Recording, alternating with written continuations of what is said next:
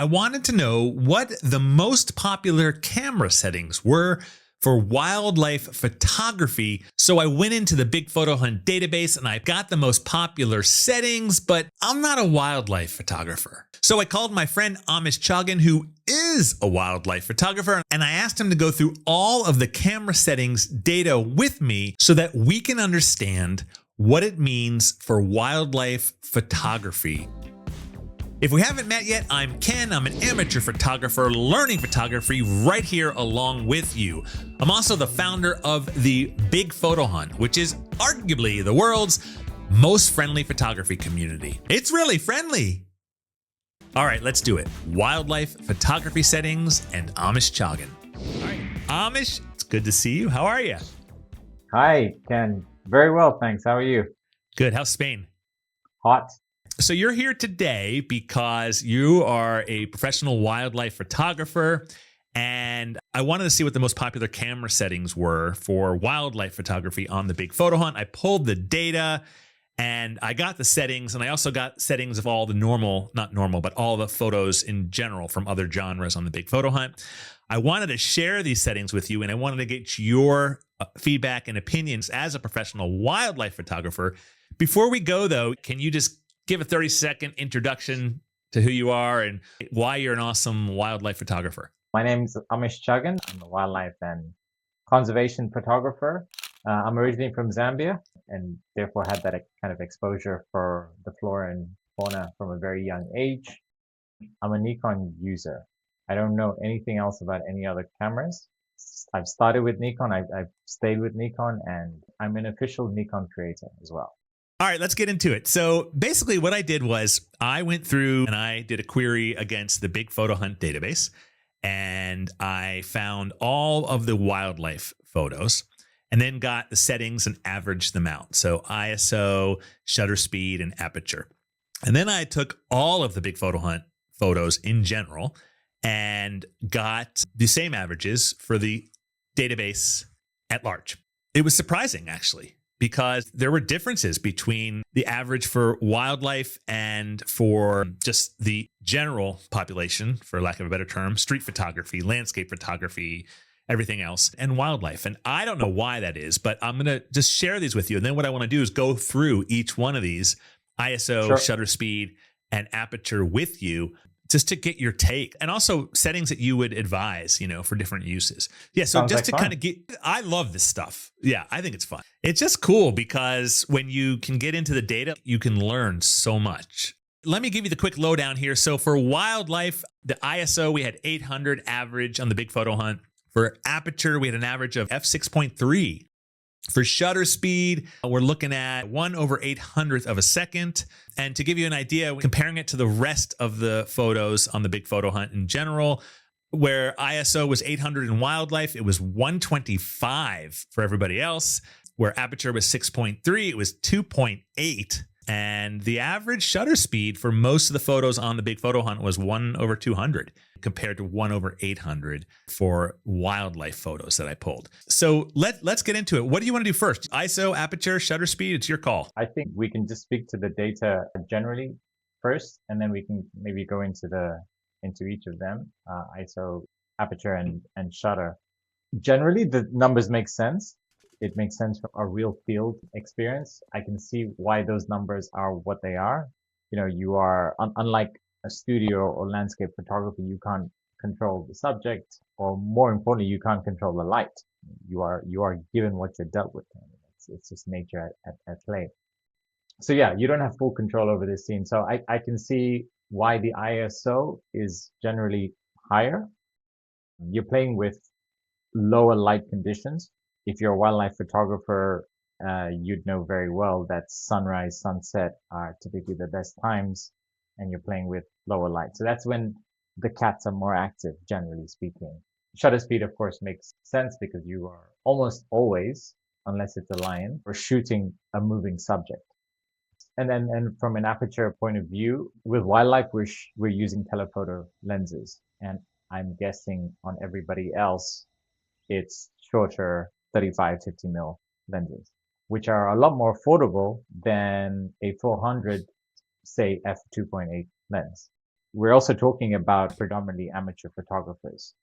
So I would be surprised unless they have the resources and capacity. I'd be surprised if they were going and buying 400 2.8 lenses. So then they're using a 400, what, like a 6 or 4.0 or something like that? Just for me, for example, and even as a pro, I'm not at the stage yet where I can afford to spend that kind of money, or at least Nikon hasn't given me the lens yet. But I use a 150 to 600, and that's f5 to 6.3. That works well for me. I'm still able to get great shots. Would I prefer a 400 2.8? Absolutely, any day. But the 150 to 600 also gives me a bit of versatility, and that goes hand in hand with my 70 to 200, which is a 2.8. That makes sense now, because when I first saw this, I didn't understand. But the idea that you are shooting typically, at golden hour, or in the morning or in the evening, and that makes sense. I was out on game drives, and I remember we would leave at 4 a.m. The light was, it's not peak light, and initially I guess I was thinking like peak light, middle of the day. Why would you have an 800 ISO? But you're shooting golden hour. You got 1/800 because you need to capture that motion. Is that right? Yeah. And your aperture, you can't really open up much more than like a 5. What'd you say? 5.8? Is that roughly? Mine is 5 to 6.3. So at 600, I'm getting 6.3 as the lowest F number. So what that does with a higher F number and a higher shutter speed is that naturally drives the ISO up. So that's why you can see 800 as the average setting. So that this data makes complete sense to me. Cool. I was like, maybe I'm crazy. And also, like, I got to keep my credibility up. So it's nice to know that at least what we're seeing on the wildlife photos on the big photo hunt are at least representative of what you might expect to see out there. What is generally, yes. Yeah. Are you ever going out midday? Absolutely. No, if I'm on my own, I'm out in the field the entire day. Rain or harsh weather. In fact, if it's overcast, it's better, because that gives me some bandwidth to play with. The light is not as harsh.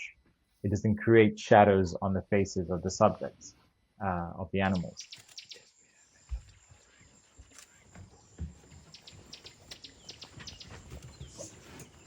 Given that there's more light, it gives you an opportunity to reduce the ISO very low, so you don't get any grain generally, and you can increase that shutter speed because there's more light to play with. Cool. Let me see what else we have here just real quick. Oh, here. I don't know if you saw this. This is some interesting data too. On the big photo hunt, the number or percentage of wildlife photographers shooting at an ISO of 100 or lower is only 8.9%. But for everybody else, which includes, street photography, landscape, the whole thing, it's over 50% are shooting at 100 or lower. And then when you go up to like 400 ISO and 800, it kind of starts shifting, where wildlife has a higher percentage of people at those ISOs. Yes, again on the ISO 100 or lower, that makes sense to me. I typically keep my camera at ISO 150, 250 as a starting point.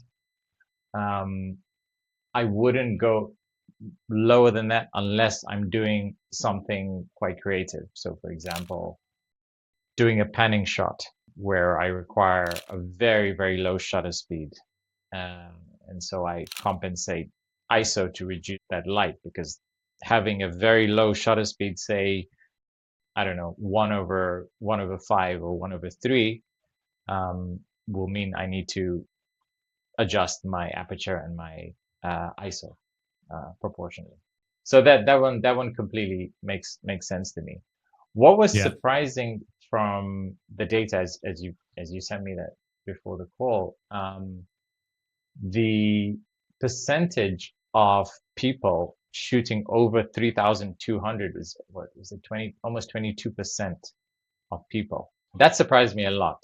When your ISO starts going to that level, kind of 2,000, 2,500, 3,000, you start to see the grains. And again, the data set we're talking about, that we're dealing with, they're largely enthusiasts, amateur photographers. This is also might be part of the learning, right? They're using ISO to compensate because they have a a telephoto lens at 6.3, and they're trying to play with the shutter speed as well. I guess the rationale I could see there, it's kind of along the lines of what you touched on. If they're amateurs, like, I mean, I'm an amateur, right? And I'm still learning. So I'm going out on a game drive. It's 4:30 in the morning. The sun is just coming up. It's still relatively dark. And sometimes like, I love street photography. And if I'm trying to get like tack sharp images, sometimes like I don't know where my threshold is for my shutter speed, right? Do I want it at 1/500 or do I want to go to 1/800? I don't maybe need to be there. So maybe like if you're going out, it's 4:30 in the morning, the sun is coming up, the light is low. So you put it at 1/800 when maybe you don't need to be there. And so you're forced artificially to crank up the ISO. And maybe that's where this is coming from. I mean, I'm an amateur photographer. I'm learning this right now. And I found myself in that boat all the time. I know, I can imagine. I remember those days. I mean, it still happens to me from time to time. And then when we come to Aperture, we dig into that. This was even wider of a gap. To give you an example, here at f2.8 or wider, wildlife only had 1.3% of the photos. Everybody else in the big photo hunt had 55.4%, which again makes sense. 28 millimeter lenses with a wide open aperture, 35 millimeter, all that stuff. And then when you go down to 6.3, that's where it just flips, where the wildlife crew has 32.3% and everybody else has 4.2%. Based on like what we talked about and what you'd expect, that totally makes sense. Absolutely. The 6.3, I mean, most telephoto lenses in the mid to slightly upper range max out or minimum at around 6.3. And then what you start to get, the 2.8, I mean, what we spoke about before, right? If you want a telephoto lens for wildlife at 2.8, you're looking to spend 5 figures on a lens. That's just what it is compared to something similar on a 35 or 50 mil. And because your photos are amazing, your trips are amazing, and I want people to go on your trips and see your photos, where can people find you online and all that good stuff? I'm on Instagram at chags.photography, chags.photography. My website is the same. It's shagsphotography.com. And yeah, those are my two most frequently used outlets. Amish, thank you. And if you're interested in knowing which camera brands are most popular on the big photo hunt, I got that video here. And if you want to know some great ideas to shoot over summer, that video's here. See you next week.